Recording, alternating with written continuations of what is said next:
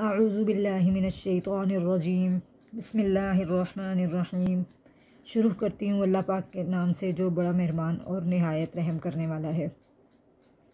अस्सलामु अलैकुम प्यारी बहनों, भाइयों और प्यारे बच्चों। हमारे प्यारे नबी हज़रत मोहम्मद मुस्तफ़ा सल्लल्लाहु अलैहि वसल्लम की हदीस मुबारका है, तुम सब में बेहतरीन है वो शख्स जो कुरान पाक सीखे और सिखाए। अल्लाह पाक से दुआ है कि वो हमें इन बेहतरीन लोगों में शामिल फरमाए, आमीन। अल्लाह पाक जिसे 70 बार रहमत की निगाह से देखते हैं तो उसे अपने दीन के काम के लिए मुंतखब करते हैं। शुक्र अल्हम्दुलिल्लाह कि अल्लाह पाक ने हमें 70 बार रहमत की निगाह से देखा और मुझे आपको कुरान सिखाने और पढ़ाने के लिए चुना। और आप सबको भी अल्लाह पाक ने 70 बार रहमत की निगाह से देखा और आपको तौफीक दी कुरान पाक सीखने की और पढ़ने की। तो अल्लाह पाक हमें तौफीक दे कुरान पाक को अच्छे तरीके से पढ़ने और सीखने की। तो आए हम अपना सबक नंबर 4 शुरू करते हैं। लास्ट टाइम हमने रॉ तक पढ़ा था, आज हम इससे आगे अपना सबक स्टार्ट करेंगे। बिस्मिल्लाहिर्रहमानिर्रहीम। तो यहाँ से स्टार्ट करेंगे। ज़ा, ज़ा को सख्ती से पढ़ेंगे। ज़ा, सीन, ये सख्ती और सीटी वाला हुरूफ है, इसको सख्ती से पढ़ेंगे और थोड़ी सी सीटी के साथ भी पढ़ेंगे। सीन, शीन, शीन। मोटे हुरूफों में से है सौद, तो हम इसको मोटा पढ़ेंगे। सौद, मोटा भी पढ़ेंगे और सीटी के साथ भी पढ़ेंगे, मुंह भर के। सौद, मोटे हुरूफों में से है ज़ौद, मोटा मुंह भर के पढ़ेंगे। ज़ौद, मोटे हुरूफों में से है तो, तो, मोटे हुरूफों में से ही एक हुरूफ ये भी है ज़ो, ज़ो। आइन, आइन, गौइन, मोटे हुरूफों में से है गौइन, इसको भी मोटा पढ़ेंगे मुंह भर के। गौइन, फा, फा, फा। जैसे मैंने आपको पहले बताया था कि जिसके ऊपर मद नहीं है उसको हम एक अलिफ के बराबर खींच के पढ़ेंगे और जिसके ऊपर मद है उसको हम 4 अलिफ के बराबर खींच के पढ़ेंगे। तो यहाँ पे ज़ा के ऊपर कोई मद नहीं है तो हम इसको एक अलिफ के बराबर खींचेंगे। ज़ा, ज़ा, इसके ऊपर मद है, हम इसको 4 अलिफ के बराबर खींच के पढ़ेंगे।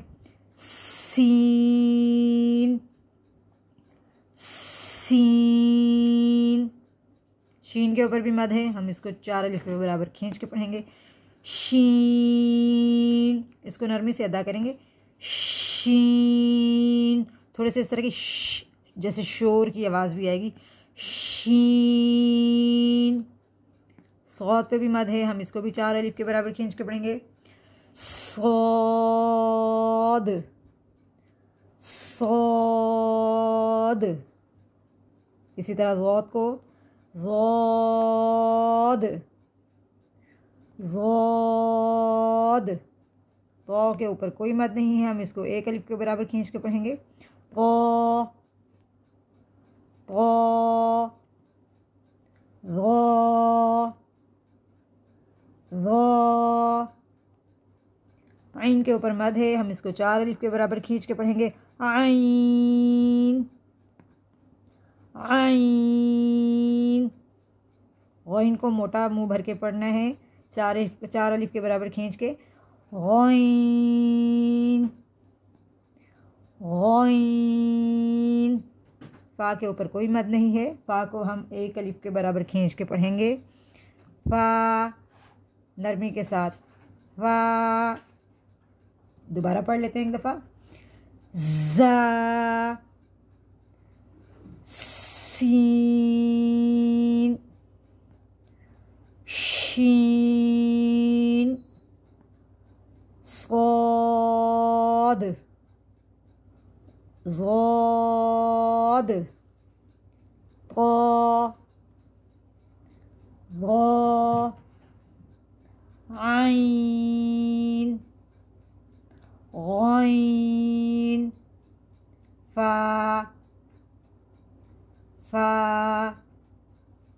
ठीक है प्यारे बच्चों, उम्मीद है कि आप सबको आसानी से समझ में आ गया होगा और अच्छे तरीके से पढ़ना भी आ गया होगा और समझ में आ गई होगी मेरी बात कि जिस हरूफ के ऊपर मद है उसको हमने 4 अलिफ के बराबर खींच के पढ़ना है और जिस हरूफ के ऊपर कोई मद नहीं है तो उसको हमने 1 अलिफ के बराबर खींच के पढ़ना है। ठीक हो गया। यहाँ मैंने आपको पहले भी बताया था कि नरमी वाले हरूफ कौन से हैं, सख्ती वाले कौन से हैं और मोटे हरूफ कौन से हैं। इसमें हम ज़ा और सीन और सौद, ये सख्ती सीटी वाले हरूफ हैं। सौद मोटे हरूफों में भी शामिल होता है। ज़ौद तो ज़ौ और गैन ये मोटे हरूफों में से हैं। इनको मोटा भी पढ़ना है मुंह भर के और मद के साथ भी पढ़ना है। बाकी ये तो ज़ौ इन पे मद नहीं है, इनको 1 अलिफ के बराबर खींच के पढ़ेंगे। फ़ा इसको भी हम 1 अलिफ के बराबर खींच के पढ़ेंगे। तो प्यारी बहनों, भाइयों और प्यारे बच्चों, आप लोगों ने अलिफ से लेकर फ़ा तक की प्रैक्टिस घर में करनी है अपने अपने घरों में। बेहतर है कि आप किसी शीशे के सामने खड़े होकर पढ़ें, तो उससे ना आपकी अदायगी अच्छे तरीके से आपको पता चलेगी कि कौन सा लफ्ज़ हमने किस तरह पढ़ना है। तो आप ये घर में अच्छे तरीके से मेरी वीडियो को अगर कोई चीज़ समझ में नहीं आ रही तो आप वीडियो को पीछे करके आराम से वो चीज़ सीख भी सकते हैं और समझ भी सकते हैं और सुन सकते हैं कि मैंने कौन से हुर्फ को किस तरह से अदा किया है, कौन सा हुर्फ मैंने मोटा पढ़ा है, कौन सा मैंने सख्ती सीटी के साथ पढ़ा है। तो उम्मीद करती हूँ कि आप लोगों को आसानी के साथ समझ में आ गया होगा। अगर आपको मेरी वीडियो अच्छी लगी तो मेरी वीडियो को प्लीज़ लाइक करें, शेयर करें और मेरे चैनल को सब्सक्राइब कर दें। अल्लाह पाक आप सबको बेहतर से बेहतरीन पढ़ने की और समझने की तौफीक अता फ़रमाए और मुझको बेहतर से बेहतरीन तरीके से कुरान पाक समझाने की और पढ़ाने की तौफीक अता फ़रमाए। इसी दुआ के साथ मैं आप सबसे इजाज़त चाहूँगी। मुझे दुआओं में याद रखिएगा। अल्लाह हाफ़िज़।